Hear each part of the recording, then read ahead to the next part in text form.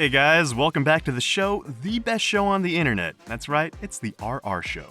My name's Bert, and I have an absolute banger of a story for you today, harvested fresh and juicy from the Malicious Compliance tree. So grab you some tea and popcorn while we jump into this story from user Liberty or Death. Arrogant coach threatened to send me to the principal. I obliged. Bear with me, okay? There's a lot of backstory here.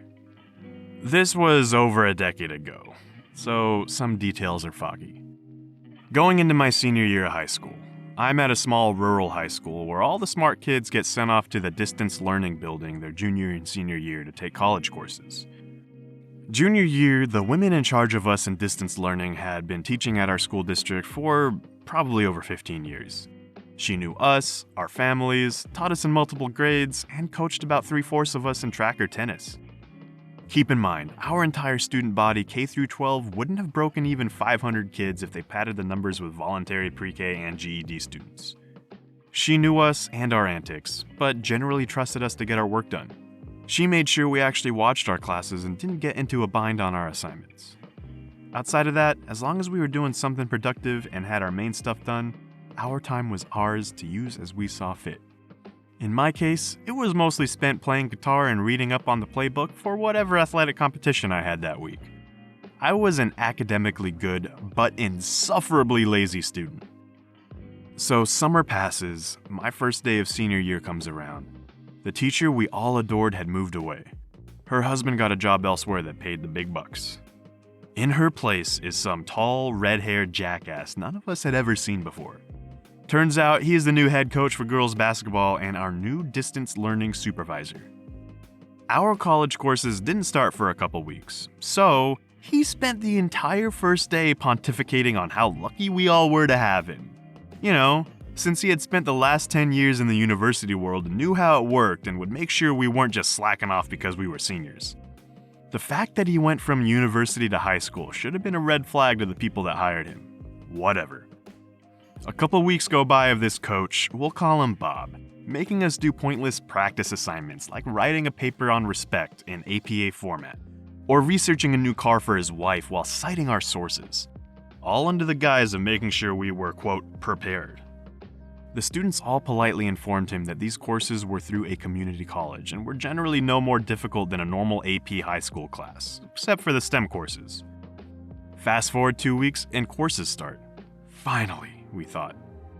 Bob's antics throughout the year would have been bearable had he not made a habit of insulting students who did something that wasn't to his liking or held a political view contrary to the university culture where he came from, which was all of us. He went to demanding that we submit all assignments to him before our actual professors, which he then did not go through quickly, causing a great many of us to lose points for late assignments.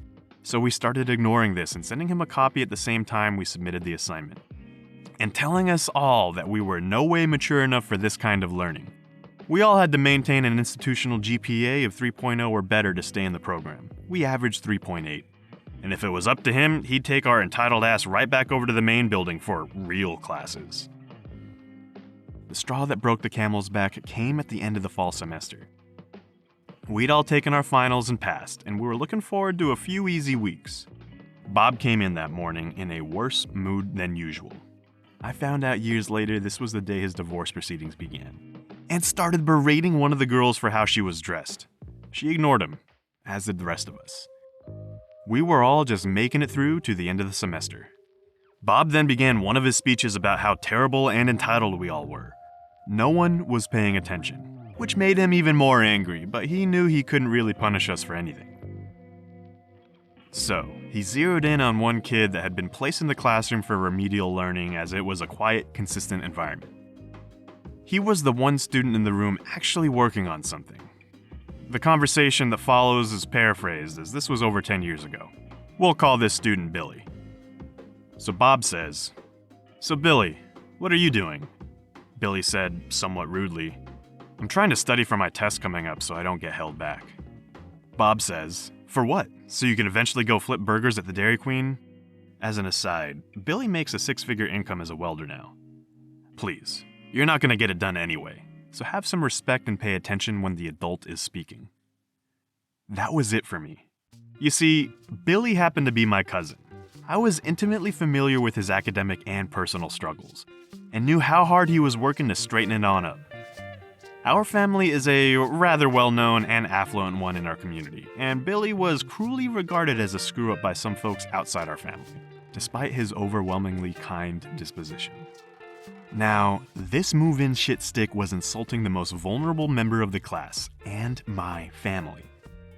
It was time to hurt this guy in the worst way I could think of without hurting myself too badly or getting arrested. You see, my mother had been teaching for 25 years in the district at that point, and my stepfather is a retired guidance counselor, so I knew the rules. I'd previously refrained from honestly discussing his conduct with my parents because Bob's daughter had actually become a part of our friend circle. And I knew how hard life would be on her if her dad lost his job, as his reputation already made her life hard enough. The college course kids also did theater and athletics together, so she was part of our life. Again, I'm from a tiny school. Half the varsity offensive line was part of a district-winning production of Flowers for Algernon, and our star running back is also a regional qualifier in robotics. But she was graduating with the rest of us and going to school out of state, so collateral damage would be minimal. Knowing what would happen next, I just casually remarked, "Coach Bob, it seems to me that if you knew half as much about basketball as you think you know about Billy, you'd probably still have your job over there at Podunk University. Or would have at least gotten your contract renewed for another year at the last school board meeting. Tell me, where will you go after the school year ends?" The room went dead quiet. That info wasn't even in the newspaper yet. Bob's face turned an absolutely vibrant shade of red. His voice shaking, he tells me, "Outside. Now." I calmly set down my book and stepped out into the foyer of the building. Bob followed me out, closed the door, and proceeded to scream every insult and cuss word he could think of in my face for at least 4 minutes straight. I was the most smug, lazy, entitled little shit he had ever seen, apparently. I may have been able to pull the wool over the eyes of my pastor, every other teacher, his daughter, and all my coaches, who were constantly irritated with me for being lazy, but goddammit, I couldn't fool him. I was never gonna go anywhere in life, and I was just gonna ride my family name like a parasite. To be honest, his lung capacity was kind of impressive. I don't think he took a single breath for the entirety of his rant. Once he stopped to catch his breath, I asked, "Coach Bob, may I go back to reading now?" To which Bob screamed, "No, your ass is going straight to Principal John, and I will write down exactly what you said and you will sign the damn thing. Do you understand?" "Yes, sir. I'd be happy to sign it." Bob gave me a questioning gaze. "Actually, I'd be happy to go down to Principal John. I need to ask him for a letter of recommendation for my scholarship, and of course, he'll ask me what led me to say something so disrespectful. Of course, I can't lie to him, and I'll mention our little chat out here." By this point, the teacher in the other classroom, who I also happen to be related to, came out to see what the commotion was, and heard the last tail end of his glorious speech. She was about to say something, but I turned and gave her a smile and a wink. I had it in the bag. 18-year-old me was riding high. Bob sent me back into the classroom and followed me in. I stood by the door, awaiting my office referral. A minute went by and it never came. "Sit down, Jones." "Coach Bob, I believe insubordination in the classroom requires an office referral." "If that's the way you want to go." Bob's voice started to raise, but at this point he understood his situation. He wrote up the office referral and I walked happily down to the admin office. The principal was surprised to see me, and even more surprised that I was sent there on disciplinary action. I told him what had happened and I got detention for 1 day as punishment for open disrespect of a teacher, which I kinda deserved, and a thank you for my honesty. The next 2 weeks were heavenly. Bob barely spoke a word and spent most of his time glaring at me or looking at job listings. At the start of the spring semester, he wasn't in distance learning. In fact, he was nowhere to be seen. Turned out, he'd accepted a last-minute opportunity somewhere else, sometime before Christmas break, and had moved there in time for spring practices to start. What a coincidence. I found out years later that Bob was soon let go from his next coaching job, and he had gotten divorced. Other faculty had apparently repeatedly complained about his conduct, and he was on incredibly thin ice long before my little stunt. Honestly, I kind of feel sorry for the guy after writing this memory down. Congratulations to everyone that made it to the end.